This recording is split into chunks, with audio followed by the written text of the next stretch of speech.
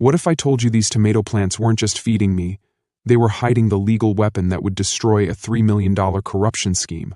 I'm Mike, an unemployed engineer who turned a bag of seeds into a war against my HOA. By the time you finish this story, you'll learn how I used a single county law to expose them, and why they're terrified of zucchini.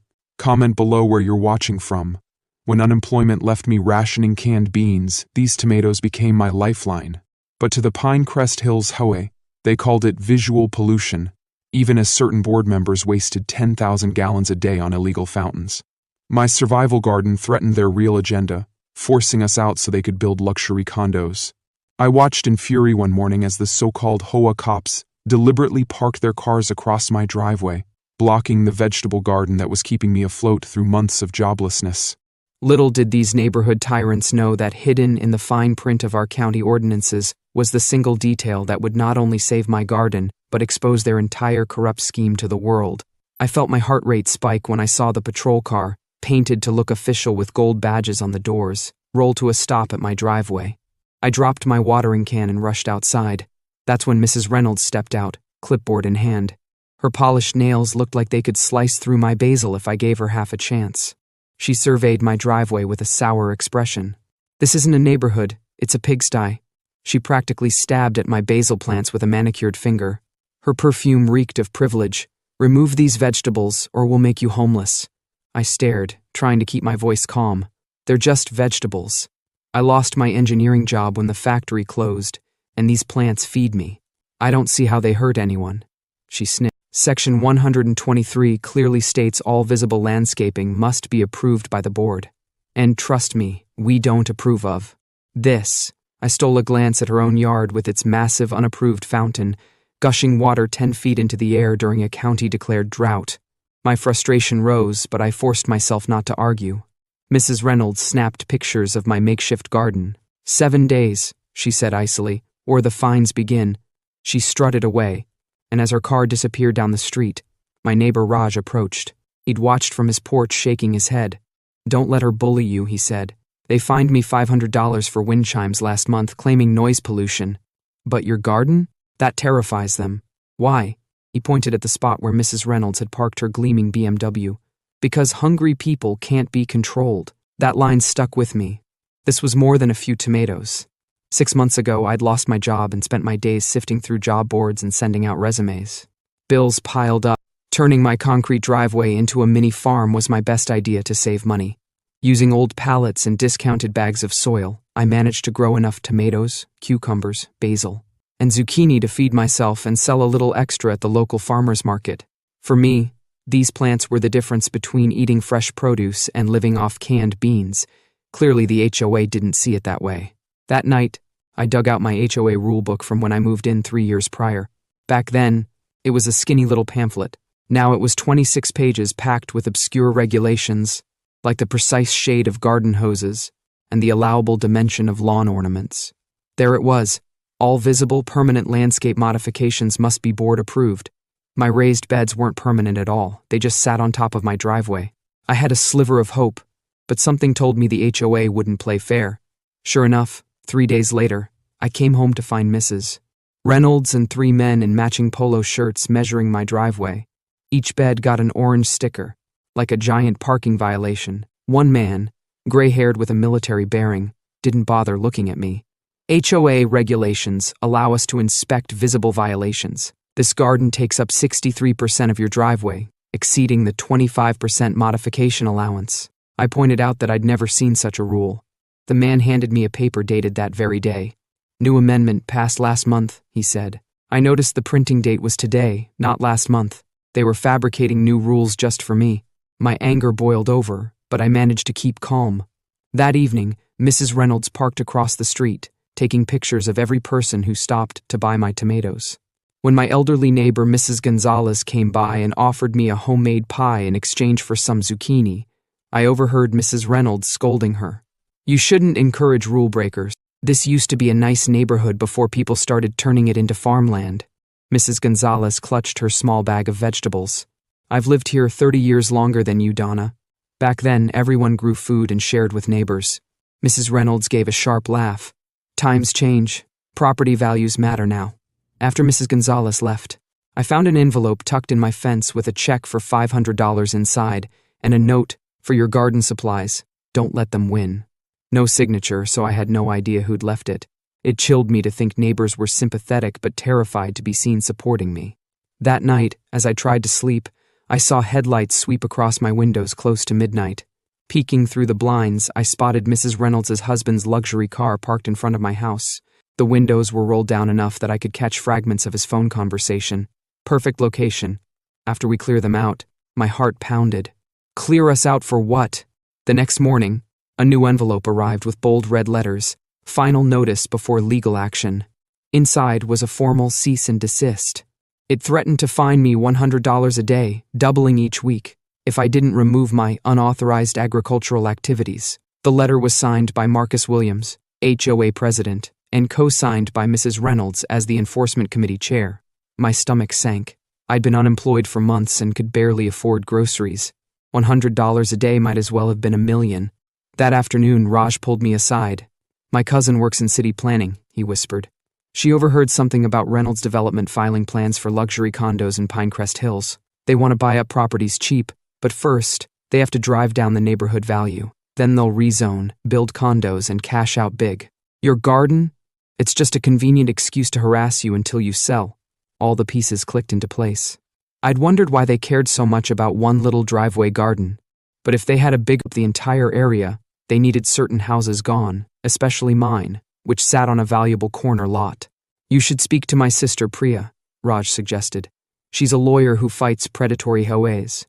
I called Priya the next morning and she explained, "This is common in hot real estate markets. They create impossible rules, selectively enforce them, then swoop in to buy properties once owners are desperate." She promised to research our county's specific ordinances for any legal protections. Meanwhile, I invested in security cameras with part of that anonymous check. I had a feeling I'd need evidence soon. That same week, my camera footage captured two figures creeping onto my driveway at 3:17 a.m. and pouring something over my plants. By morning, half my tomatoes were black and wilted. The leaves curled in on themselves like they'd been torched. I took soil samples straight to a lab, which confirmed my worst fears: commercial-grade weed killer, strong enough to contaminate soil for months. Someone had purposefully sabotaged my food source. Not long after, a small crowd gathered in front of my house. Mrs. Reynolds showed up with Marcus Williams and an actual police officer, pointing to my dead plants. "See, officer?" she said, her voice dripping with concern. "These rotting vegetables are a public health hazard. Who knows what diseases they could spread?" I stepped forward, phone recording discreetly in my pocket. "Officer, I have video of 2 individuals trespassing and poisoning my plants last night. I'd like to file a report." Mrs. Reynolds' expression twitched momentarily, then hardened. "That's ridiculous. Why would anyone poison vegetables?" I produced the lab results, showing industrial-strength herbicide. The officer watched my footage. Though the suspects' faces were hidden by baseball caps, I recognized their builds as 2 men from the HOA's so-called enforcement. He asked if I could identify them. I admitted I wasn't certain. The officer took my statement and left, but the entire event felt surreal. Mrs. Reynolds waited until the officer was out of earshot. Then her sweet facade slipped away, replaced by pure hostility. "You're fighting a losing battle," she hissed. "This neighborhood is changing, whether you like it or not. Smart people are selling while they still get decent offers." I asked, "Why target me specifically? Plenty of other people have gardens." Her lips curled. "Your house sits on the corner lot we need for the development entrance. The faster you leave, the better for everyone." She stalked off, heels clicking like a countdown. No subtlety anymore. That night I got a text from Priya. "Found something. County Ordinance 479. No HOA may restrict reasonable food cultivation during declared drought emergencies. We're still under the drought declaration from last summer. Call me ASAP." My entire garden. But for the first time in weeks, I felt a surge of hope. The HOA thought they could crush me with fines and intimidation. But they'd overlooked the one law that might bring down their whole scam. A few days later, I saw 3 men in identical polo shirts crawling around my property, measuring again. I confronted them, nearly tripping as I ran from my car. "You can't just come onto my property." Doug Peterson, the oldest of the group, gave me the same blank look as before. "Actually, we can." Section 220. One of the bylaws grants enforcement members full access to inspect visible violations. I pointed out that the violations were behind my fence, no longer visible from the street. He smirked. We have 7 complaints about odors, insects, and unsightly vegetation. The board voted last night to take immediate action. I fumed. I wasn't notified of any meeting. Emergency session, Doug replied. Properly posted at the community bulletin board by the pool. That pool had been closed for renovations for weeks. They were obviously stacking the deck. His younger colleague emerged from my backyard. We documented additional violations behind the property. Compost bin too large, rain barrel not on the approved list, chicken wire not on approved materials. My entire face felt hot. This was orchestrated harassment. They handed me a massive folder. You have 72 hours to remedy all violations or face $100 per day per violation. We found 16 violations total. 16 violations, $1,600 a day. More than my monthly mortgage, if I'd owned the place. But I'm just a renter, I pointed out, flipping through the folder. It was addressed to the property owner, not me. Doug's stoic face faltered. We'll have to fix that, he muttered, before slapping bright orange violation notices on all my garden beds. Mrs. Reynolds finally emerged from her shiny BMW, calling out loudly, Some people just refuse to understand community standards. My neighbor Raj whispered, Don't give up. They tried the same with my backyard pizza oven last year. We fought it. I managed a nod, but as I saw the neon violation stickers, my stomach twisted with dread. How long could I fight this when I barely had enough in savings to pay rent? Just then, the quiet widow from down the corner, Mrs. Gonzalez, tapped her cane in my driveway. Young man, your tomatoes helped me make arthritis salve last month, she said in a surprisingly strong voice. My husband and I grew victory gardens during the war. This isn't right. She handed me a basket of warm empanadas and homemade salsa, a small but meaningful act of kindness. Come tomorrow, I'll show you something they don't want you to know, she said, indicating her house across the street. I spent the night poring over the violations folder, searching for any contradictions. The next morning I visited Mrs. Gonzalez, who recounted how the HOA had changed drastically when Mrs. Reynolds joined 3 years ago. They care more about appearances than people, she sighed. We parted ways, and as I walked back to my driveway, a sickly sweet chemical smell hit me. I broke into a run. My remaining garden beds were withering again. A plastic spray bottle lay half hidden under my zucchini plants. Every leaf looked scorched. I knelt in the dirt, feeling tears threaten. A small slip of paper stuck out from under a shriveled tomato vine. In neat handwriting, Next time follow the rules. Who would do this? What kind of person poisons food? Raj saw the destruction from his porch. He rushed over, outraged. This is vandalism, he thundered, not enforcement. I called the police, and 2 officers came. They took the bottle for fingerprinting, but they seemed almost bored by the story. Civil matter, one mumbled. HOA disputes rarely go to court unless there's major property damage. These plants are worth hundreds of dollars, I argued. They suggested filing a claim with renter's insurance. Then they drove off. Raj posted pictures online, and by noon, I had messages from people I'd never met who lived in Pinecrest Hills. They told me about the fines, the harassment, the intimidation. Many had caved and sold their homes. At 2 o'clock that day, Mrs. Gonzalez knocked on my door with a tray of new seedlings, tomatoes, cucumbers, peppers. Already started them for my grandchildren, she said. But you need them more. Before I could thank her, another car pulled up. It was Tom and Sarah Johnson from Oak Street, lugging lumber, soil, and garden stakes. We heard what happened, Sarah said. Tom's a carpenter, so we can rebuild. Maybe somewhere they won't find it. People kept arriving. Mr. Abernathy, a retired neighbor, brought copies of county and state regulations. The Patels showed up with samosas and legal advice, since Mrs. Patel worked at a paralegal firm. The Gonzalez grandchildren carried signs saying, "Food is not a violation." We realized we had the beginnings of a movement, the Pinecrest Freedom Coalition. Our first action was to move my garden to the backyard, legally out of the HOA's direct purview. We documented every instance of selective enforcement we found. Mrs. Reynolds's unapproved fountain, the HOA president's oversized boat, the board treasurer's enormous holiday display up year-round. They were ignoring their own violations while punishing neighbors for things like wind chimes and flower colors. That afternoon, a group of us labored until sundown, installing brand-new raised beds in my tiny backyard, shielded from the street. The air buzzed with a sense of camaraderie I hadn't felt since moving here. We assigned roles. Mr. Abernathy would research legal precedents. The Patels would gather more documentation. Raj created a secure online forum where neighbors could share stories without fear of reprisal, and Sarah took charge of analyzing the HOA's finances. As everyone packed up to leave, I felt a sense of purpose that went beyond my own garden. Night fell, and I stayed outside, watering those precious seedlings. A black BMW crept past.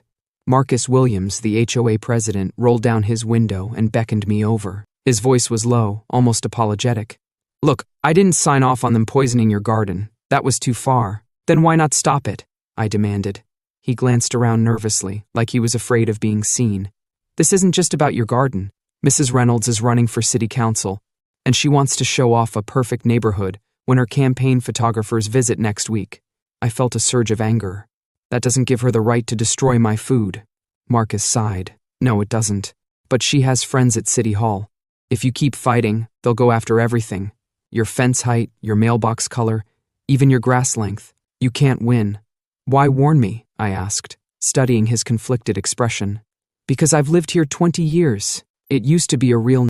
He shook his head, then drove off, leaving me with a chilling sense that the worst was yet to come.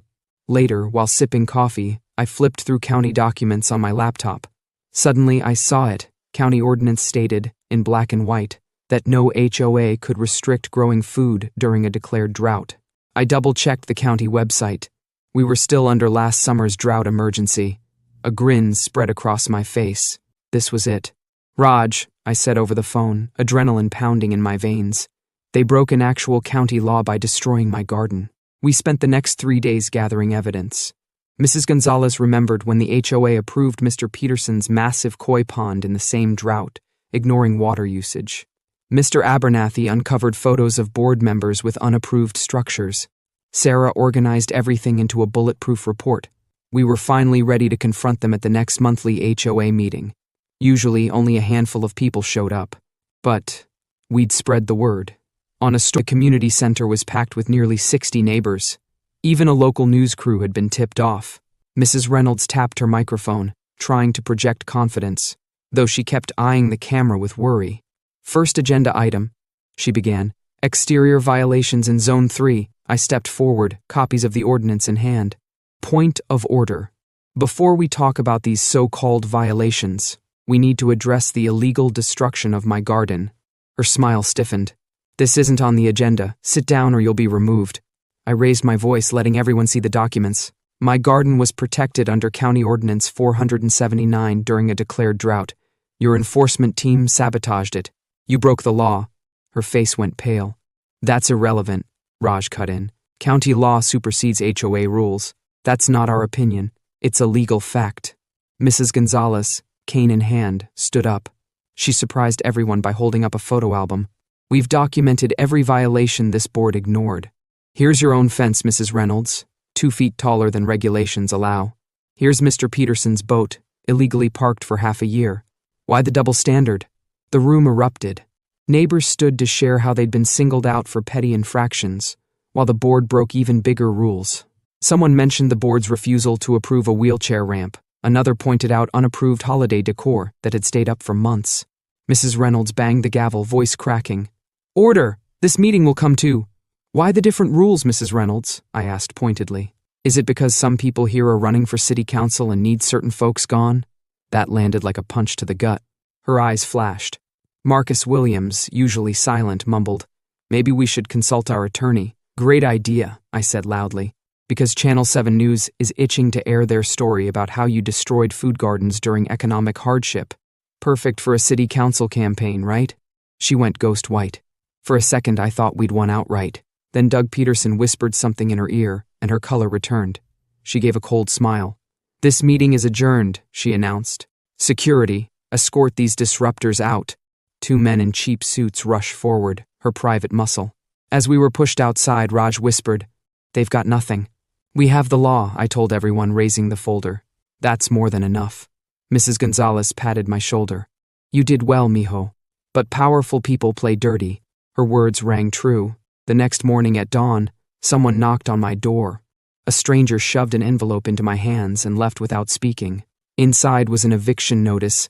I had 30 days to vacate. Turns out my landlord had sold the property to a new owner who wished to occupy it immediately. The new owner? Pinecrest Capital LLC. The listed address matched the HOA's office. It was all a setup to force me out. I phoned my old landlord, who said, "They offered me a deal I couldn't refuse. Sorry, man." "How can I fight for the neighborhood?" I muttered to my dying tomato plants, "if I can't even keep my home?" Raj, Mr. Abernathy, Sarah, and others crowded into my living room to strategize. "They're going to extreme lengths just to kill one garden," Raj said, pacing. Mr. Abernathy's voice trembled with anger. "They're making an example of you. If they break your will, others will give up too." Sarah checked property records. Pinecrest Capital LLC had purchased 7 homes in the neighborhood in the last 3 months, all near the main road. Tom, who worked in the city's transportation department, discovered a proposed commercial zoning expansion along Murray Road, exactly where those homes were situated. If that expansion passed the city council vote, Pinecrest Capital could develop the land for massive profit. And guess who's campaigning on a platform of neighborhood improvement and economic development? Sarah said grimly, displaying Mrs. Reynolds's campaign site. Another document revealed that Pinecrest Capital had donated a huge sum to her political campaign. It all tied together. "We need to go public," Tom insisted. "The rest of the county deserves to know." We needed more proof, though, something undeniable. That's when Mrs. Gonzalez revealed that Mrs. Reynolds was hosting a private donor reception at the country club the next night. She planned to volunteer as catering staff. If she overheard incriminating details, we could break the story wide open. Sure enough, Mrs. Gonzalez called me late that night, voice trembling with excitement. "You won't believe what I heard. Mrs. Reynolds promised donors a 300% return on investment once Pinecrest Hills is rezoned commercial. She even showed them the proposed demolition plan for the north side, and they specifically mentioned your house as the last holdout in Phase 1. That chilled my blood. They'd singled me out. The rezoning vote was 5 days away, and if it passed, Pinecrest Capital could demolish half the neighborhood. My eviction date loomed. I stared at the struggling remnants of my garden, picturing bulldozers flattening everything. "We're not going down without a fight," I said, dialing the local news station. On the day of the big HOA meeting, where they planned to finalize more violations, I marched in with our coalition. The place was packed. Channel 7 News had shown up, cameras rolling. Mrs. Reynolds tried to read from a script about petty infractions, but we cut her off with property maps highlighting all the addresses that had been targeted. Overlaying them with the secret redevelopment plan revealed a perfect match. "This isn't about tomatoes," I said, my hand shaking but my voice firm. "It's about forcing certain people to sell." "Mrs. Reynolds, why is your husband's company behind all these purchases?" She grabbed the microphone, attempting to dismiss me as a conspiracy theorist. That's when Mrs. Gonzalez produced her phone, playing an audio recording of Mrs. Reynolds at the donor reception, boasting about flipping Pinecrest Hills into a commercial corridor. Mr. Abernathy held up campaign finance reports showing huge donations from Pinecrest Capital to her city council run. Marcus Williams tried to slip out a side door but ran straight into the county inspector, who had come to investigate the board's questionable water usage. People began shouting questions. Mrs. Reynolds knocked over a water pitcher in her haste to escape. "This meeting is over," she shrieked. "My lawyer will explain why you destroyed a resident's garden during a legally declared drought," I finished. I highlighted County Law 479 for the reporters. 2 weeks later, we all received official letters. The HOA board was suspended, pending a full investigation. Mrs. Reynolds withdrew from the city council race for personal reasons. The rezoning application vanished from the council agenda. My eviction notice was declared invalid because Pinecrest Capital had failed to disclose conflicts of interest in the sale, and they were forced to return the property rights to my original landlord. I stayed put. That spring marked a turning point. My new backyard garden thrived. Where one patch stood before, dozens now grew throughout the neighborhood, as more and more people started victory gardens in solidarity. The local school bus even made a stop so kids could admire Mr. Abernathy's giant pumpkins. Mrs. Gonzalez's salsa recipe, featuring my tomatoes, won a blue ribbon at the county fair. Raj installed a solar-powered irrigation system for our new community garden, saving thousands of gallons of water. We replaced the tyrannical HOA with a neighbor-led association that meets monthly in my backyard. We share seeds, stories, and laughter, instead of fines and intimidation. Mrs. Reynolds moved away that fall, and I sent her a basket of homegrown vegetables as a final goodbye, adding a note. Sometimes the most powerful weapon is knowing the law better than those who try to use it against you. I look at my garden now, sprawling beautifully across what was once a bare concrete driveway, and I smile. One small seed of resistance bloomed into something too strong for any bully to bulldoze. We proved that hungry people can't be controlled, and that real neighborhoods stand together. Tomorrow, I'm testifying against Mrs. Reynolds in a court hearing on her campaign fundraising. But guess who just made a huge donation to her defense fund? Exactly. This war isn't over, so stick around because part 2 drops soon. In the meantime, never underestimate the power of a single law, a seed packet, and a community of neighbors who refuse to be scared off. Keep planting, keep resisting, and let me know where you're watching from in the comments below.